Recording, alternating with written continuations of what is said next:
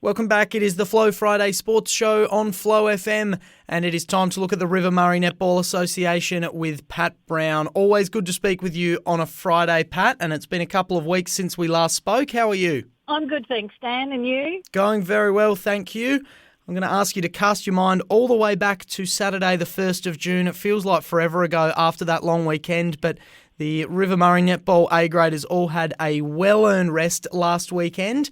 But if we go back 1 week earlier, well, notice that a lot of the teams that were on the losing end were scoring pretty well. They had scores in the mid-40s. This is one of the highest scoring associations. I think in some of the other leagues we cover, scores of 44 and 45 would probably be enough to win most weeks. Yes, in a lot of competitions they would. I don't think lack of goals is probably an issue for most of our teams. They're certainly getting in there and doing the work with the ball and getting it down to their goalies. Maybe accuracy might be a bit of a thing, but some of these results are, as you say, very, very good for country netball. Most definitely. Nice and high scoring and nice and exciting. Let's start with the biggest blowout from 2 weeks ago, though. Jervois took down the Coorong Cats 67-27, and it's a disappointing result there for the Cats in a game that might have been seen as winnable for them, but a good win by Jervois nevertheless. Yeah, Jervois started the game completely, like all 7 players on court were in touch with each other. They were all really well sent to be able to win their position, and they hit the Cats really, really hard to be 14 goals up at quarter time. That is an amazing scoreline, and we're seeing it in a few of our games so far this season. There really is those teams that are just hitting the court right from the word go and knowing that if they can get a good lead at quarter time, it bodes well for the rest of the game. And that's what Jervois did in this particular game. I mean, neither team made changes at half-time, but Jervois was still 22 goals up at half-time. The Cats tried to make some improvements in their game by changing a couple of their players. But Jervois, by this stage, were just so determined for the win. And although the Cats put in a really good, strong, solid defensive effort, the Bloods were just on a roll on this occasion, and there was no way with a scoreline of that by half-time they were going to let that game go. So, yeah, bad luck for the Cats, but Jervois are a bit of a surprise package this year. All right, well, we'll keep an eye on Jervois as the season goes on, but a very good big win there for them. As we move on to the closest match of the round, and this might have been seen as a somewhat surprising result because Maipolonga have struggled a little bit this year relative to last season, but they beat the Ramblers 49-44, and the Ramblers, after a red-hot start to the year, they have slowed down a little bit after their schedule's gotten a little bit tougher, losing 3 of their last 4. Yeah, and this would have been something that Ramblers would not have been happy with. They would have thought they had a good chance in this game, but Maipo were just determined for this win, and they settled right from the first. Even though Ramblers applied the necessary pressure, Maipo had the game by 4 goals at quarter time. Ramblers threw everything they could at it for the next 3 quarters of the game. They had multiple tactical changes, giving fresh legs to the game for both teams and everything. But Maipo actually only won by 5 goals. So in 3 quarters of a game of netball, they only increased their lead by a goal. So it just highlights you hit the court right from the word go and be confident and ready for the ball and convert the goals and everything like that. And you can hang on and win despite, technically, only winning 45 minutes of netball by a goal. So Maipo did really, really well to hang on to that. Ramblers a little bit unlucky in not being able to break through, but it would have been a very good, strong, contested game of netball. Very important win for Maipo. Had they lost, they would have been 2-5 for the season. Instead, they're 3-4 and hanging with that middle pack. Yeah, and something Maipo aren't used to. All right, well, we'll see if they can continue that win streak now that it is rolling. Southern Suns beat Tailem Bend in the next game 62-44, and the Suns are certainly rolling lately. Oh, they are. Look, Tailem is still working at being the best that they can. And this game against the Suns would have tested all the improvements that the Eagles have made. But many people around the Murraylands are now saying that the Suns are going to be this year's number 1 team. And the score in this game looks high as far as the numbers are concerned, but Tailem would have gone down fighting really, really hard.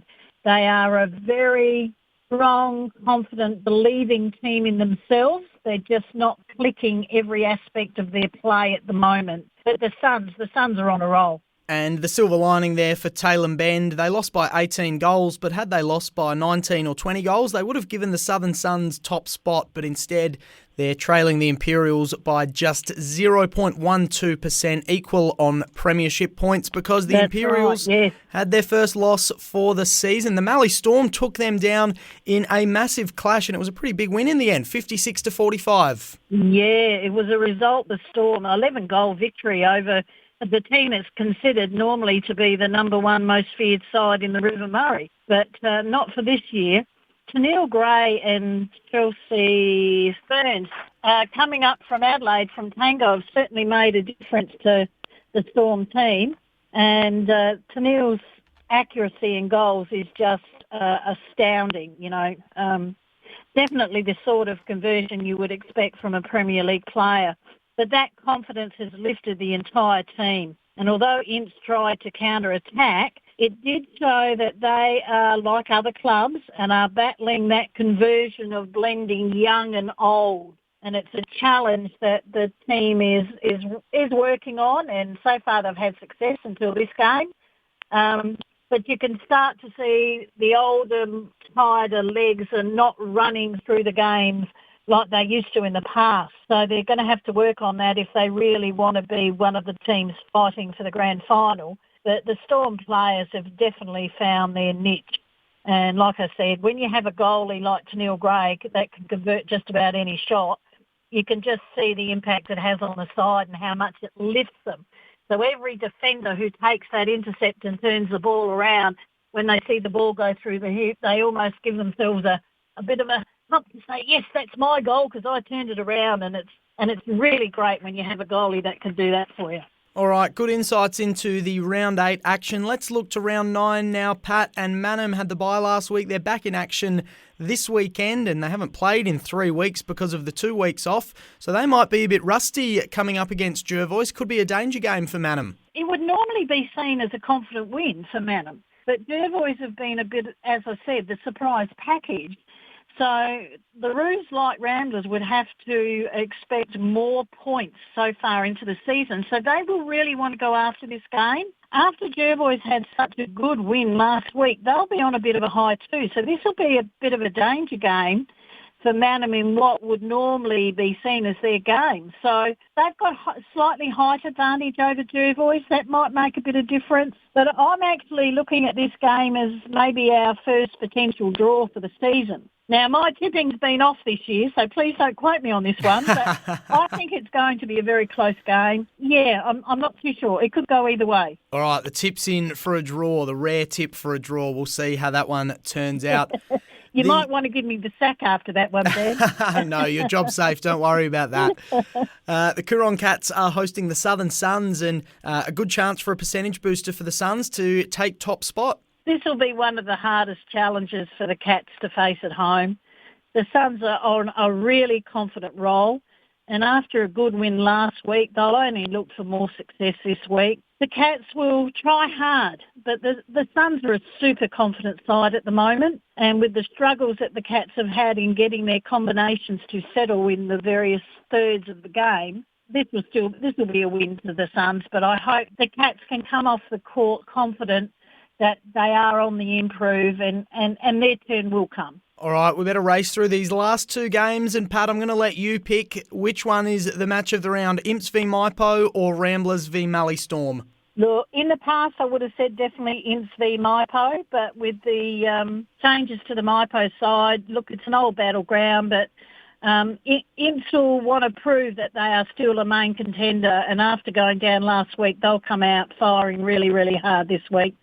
I think, Stacey Smith back in for the Tigers has made a difference. It's given them a bit of height in the centre third, but I still think this will be an Imps win. Therefore, I'm tipping the Ramblers Storm game as being the game of the round. Not so much for the scoreline, but this would be a dogged body determination for the ball in this game. I can see there's going to be lots of contests throughout the full area of play. It's not just going to be settled in a goal ring. The centre court area is going to be on fire with Nikki Di Michelle and Chelsea playing through there. So I think it'll be a win to the Storm, but they're going to have to earn this game because the Ramblers will be very disappointed they've missed out on some points. The Ramblers definitely need a win to steady their season after that hot start. They've got Manham and Maipolonga and Jervois all hot on their tail, just one game behind fourth spot. Yeah, that's right, yes. So very interesting things happening in River Murray Netball this weekend. Thank you for that, Pat. Good luck to everyone playing in the association this weekend. Pat, I'll chat to you next Friday. Have a good weekend. Yep. Speak to you then, Dan. Bye.